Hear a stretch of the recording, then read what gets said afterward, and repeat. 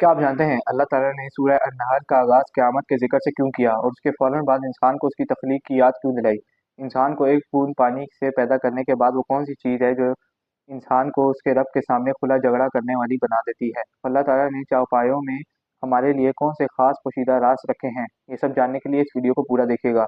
अस्सलामु अलैकुम। आप देख रहे हैं कुंज़ुल ईमान कुरान, जहाँ हम कुरानी दास्तान और अहकाम को आला हज़रत के तर्जुमे और कुरानी तफ़सीर के साथ समझते हैं।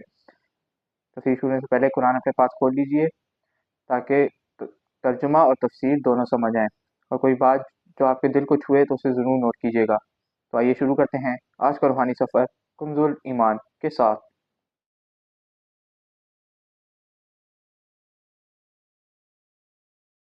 सूरह नहल मक्की सूरत है। हिजरत से पहले इसका नुज़ूल हुआ।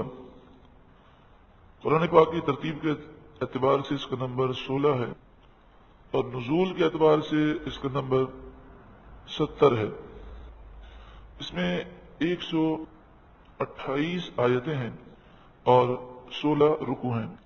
नहल शहद की मक्खी को कहते हैं। इसमें शहद की मक्खी और शहद का जिक्र है। इस मुनासिबत से इसका नाम सूरह नहल रखा गया। ये जो सूरत है इसमें अल्लाह ताला की नेमतों का जिक्र बहुत ज्यादा है। जिस तरह सूरह रहमान में नेमतों का जिक्र है, इसमें भी नेमतों का जिक्र है मगर दूसरे अंदाज में है। बिस्मिल्लाहिर्रहमानिर्रहीम, अल्लाह के नाम से शुरू जो बहुत ही ज्यादा मेहरबान निहायत रहम करने वाला। अता अमरुल्लाह, अब अल्लाह का हुक्म आता है। फला तस्ताजिलूह, तो तुम इसकी जल्दी ना करो। यानी ऐ काफिरों, अल्लाह का अजाब आने वाला है और जल्दी आने वाला है, तुम इसकी इतनी ज्यादा जल्दी ना करो, ये तुमसे दूर नहीं है। सुबहानहू, अल्लाह को पाकी है। व तआला, और बरतरी है। अम्मा युशरिकून, उन शरीकों से, वो झूठे माबूदों से पाक है। युनज़्ज़िलुल मलाइकत, वो फरिश्तों को उतारता है। बिर्रूह, रूह के साथ। वही जो है वो ईमान की जान है, इसलिए इसे रूह कहा गया। ईमान की जान वही के साथ फरिश्तों को वो नाजिल फरमाता है। मिन अम्रिही, वो अल्लाह का हुक्म लेकर आते हैं। अला मई यशाउ मिन इबादिही, अल्लाह के बंदों में से जिस पर वो चाहता है उस पर वो वही लेकर आते हैं। अन अंजिरू, और वही में हुक्म ये होता है कि ए नबियों, आप लोगों को डराएं। अन्नहु ला इलाहा इल्ला अना, मेरे सिवा कोई माबूद नहीं। फत्तकून, तो तुम मुझ ही से डरो। खलक़स समावाति वल अर्द बिल हक़, अल्लाह ने आसमान और जमीन ठीक ठीक बनाए। तआला अम्मा युशरिकून, अल्लाह ताला उनके शिर्क से बुलंद बाला है, बरतर है। खलक़ल इंसान मिन नुत्फा, ये जुमला जो है इंसान को नुत्फे से बनाया।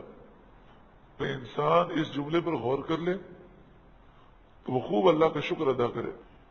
यानी कायनात में जितनी नेमतें हैं और इन नेमतों से इंसान जो फायदा उठाता है वो इंसान के जिस्म की वजह से, और इंसान का अपना वजूद जो है वो पानी के कतरे से है।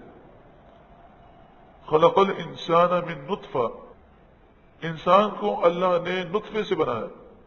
फईदा हुआ खसीम मुबीन, तो जब ही वो खुला झगड़ालू है। यानी वो अपनी हैसियत नहीं देखता और रब के बारे में झगड़ा करता है। वैसे ये तो एक बड़ा मसला है कि लोग अपनी हैसियत को देखते नहीं है। ऐसे ऐसे लोग भी हैं कि उनसे आप सूरह फातिहा सुनने तो वो सही तौर पर सूरह फातिहा ना सुना सकें, सूरह इखलास ना सुना सकें, पूरी नमाज और 6 कलमे तो दूर की बात है, वो पहला कलमा ही ना सुना सकें सही तौर पर।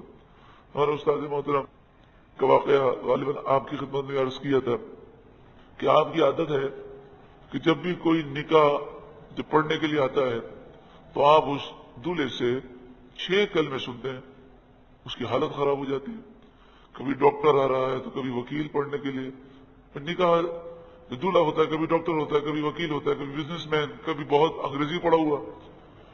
تو آپ فرماتے ہیں وہ 6 کلمے تو نہیں سنا سکتا. تو پھر آپ فرماتے ہیں میں اپنے پیچھے پیچھے پڑھواتا ہوں کہ میں پڑھتا جاتا ہوں تو میرے ساتھ ساتھ پڑھو. تو کہا کہ وہ اتنے دین سے نابلد ہوتے ہیں کہ میرا سن کر بھی وہ نہیں پڑھ سکتے. یہاں تک کہ لا الہ الا اللہ محمد الرسول اللہ، اور پھر اشہد ان لا الہ الا اللہ وحدہ لا شریک لہ واشہد ان محمد الرسول اللہ، یہ در اور در کا فرق ہی سمجھ میں نہیں آتا. تو کہا کہ مجھے یاد نہیں پڑتا کہ کسی بھی دولہے نے میرے سامنے جو پہلا اور دوسرا کلمہ صحیح پڑھو. تو ہم نے کہا استاد صاحب یہ آپ کیوں پڑھاتے ہیں، کوئی فرض ہے، واجب ہے، کیا معاملہ؟ تو 2 وجہ ہیں. ایک وجہ کی یہ ہے کہ میں اسے پڑھاتا ہوں میں تجدید ایمان کی نیت سے پڑھو کہ اگر کلمہ کفر نکل گیا ہے تو اس کا تو نکاح ہی نہیں ہونا، تو تاکہ وہ تجدید ایمان کر لے.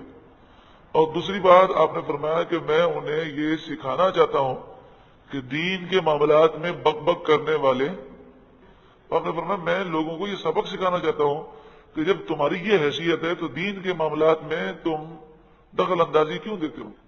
تو معاملہ بس یہی ہے کہ جتنے بھی اس وقت میڈیا پر بک بک کرنے والے ہیں نا دین کے معاملات میں، ان سے آپ 6 کلمے تو کیا نماز جنازہ کے فرائض بھی پوچھ لے تو ان میں سے کسی کو نہیں آتا ہوگا.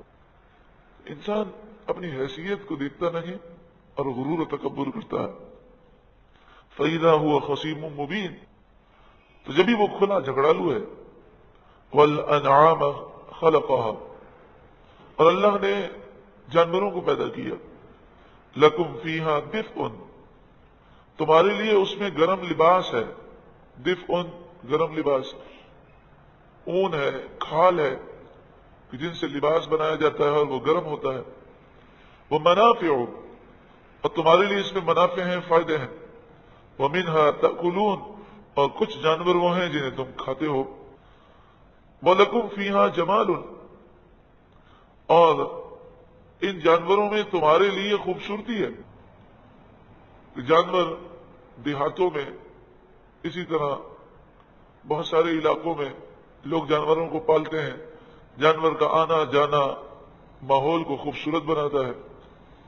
حین تریحون، جب انہیں شام کو تم واپس لاتے ہو.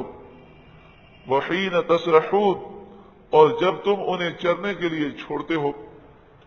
وتحمل اثقالکم الی بلد لم تکونوا بالغیہ الا بشق الانفس، اور وہ تمہارے بوجھ اٹھا کر لے جاتے ہیں ایسے شہر کی طرف کہ اس تک تم آسانی سے پہنچ نہ سکتے تھے. کیونکہ آج تو ریل گاڑیاں بھی ہیں، ہوائی جہاز بھی ہیں، اس کے علاوہ ٹرک بھی ہیں، بسیں بھی ہیں. لیکن پہلے زمانے میں جانوروں پر سواری کی جاتی تھی. اور آج بھی ایسے کئی علاقے ہیں کہ جہاں پر جانوروں ہی پر سامان جو ہے وہ سپلائی کیا جاتا ہے. جیسے جو پہاڑی علاقے ہیں، بعض ایسے علاقے ہیں جہاں پر گاڑیاں جو ہیں وہ نہیں چل سکتی. ان ربکم لرؤوف الرحیم، بے شک تمہارا رب ضرور بہت مہربان رحم کرنے والا ہے. وہ کون سے جانور ہیں کہ جن پر تم سوار ہوتے ہو؟ والخیل، اور گھوڑے، والبغال، اور خچر، والحمیر، اور گدھے، لترکبوها، تاکہ تم ان پر سوار ہو جاؤ. وزینتاً، اور یہ تمہاری زینت کے لیے ہیں. یہ تو وہ سواریاں ہیں جو لوگ جانتے تھے. لیکن قرآن مجید فرقان حمید وہ قیامت تک آنے والی باتوں کو بیان فرماتا ہے. وَيَخْلُقُ مَا لَا تَعْلَمُونَ، اور اللہ ایسی سواریاں پیدا کرے گا جنہیں تم جانتے نہیں ہو. تو قیامت تک آنے والی جتنی سواریاں ہیں ان کا ذکر کر دیا گیا. تو آج جو سواریاں موجود ہیں، ممکن ہے کہ اگلے ادوار میں ایسی سواریاں پیدا ہوں جنہیں ہم نہیں جانتے. وَعَلَى اللَّهِ قَصْدُ السَّبِيلِ، اور سیدھا راستہ اللہ تک پہنچاتا ہے. وَمِنْهَا جَائِرٌ، اور کچھ راستے وہ ٹیڑے میڑے ہیں جو اللہ سے دور لے جاتے ہیں. وَلَوْ شَاءَ لَهَدَاكُمْ أَجْمَعِينَ، اور اگر اللہ چاہتا تو تم سب کو ہدایت دے دیتا. مگر ہدایت تو اسے ملتی ہے جس پر رب کا فضل ہوتا ہے۔ اس رکوع میں انسان کی پیدائش کا ذکر ہم نے سماعت کیا، اور اللہ تعالیٰ نے جو جانوروں کی نعمت ہمیں دی اور جو سواریاں موجود تھیں اور جو قیامت تک آنے والی تھیں ہم نے سماعت کیا۔ آج کی ان آیات نے ہمیں اپنی تخلیق کے بارے میں غور کرنے کا سبق دیا۔ ہم نے دیکھا کہ کیسے اللہ تعالیٰ نے حقیر بوند سے انسان کو پیدا کیا اور اسے بولنے کی طاقت دی، اور بے زبان جانور اس کی خدمات کے لیے پیدا کیے، جن سے ہم لباس، غذا، سواری سب حاصل کرتے ہیں۔ قرآن سے سننے کے لیے نہیں بلکہ زندگی گزارنے کے لیے ہے۔ آج کی اس تفسیر میں انسان کی تخلیق کے بارے میں آپ نے کیا سوچا اور کون سی بات آپ کے دل کو چھوئی؟ نیچے کمنٹ میں ہمارے ساتھ ضرور شیئر کیجیے گا، اور اگر آپ چاہتے ہیں آپ کو اسی طرح کی رائے بڑی ویڈیوز اور قرآن تفسیر مزید ہیں تو اس چینل کو سبسکرائب کر کے بیل آئکن کو ضرور دبائیے گا۔ اگلی ویڈیو میں انشاءاللہ ہم اللہ کی نعمتوں کا سلسلہ جاری رکھیں گے اور دیکھیں گے کیسے اللہ تعالیٰ نے آسمان سے پانی اتارا اور سمندر اور ستارے ہمارے لیے مسخر فرمائے۔ اللہ تعالیٰ میں قرآن سمجھنے، عمل کرنے کی توفیق عطا فرمائے، آمین۔ درود پاک پڑھ لیجئے۔ مولایا صلی وسلم دائما ابدا علی حبیبک خیر الخلق کل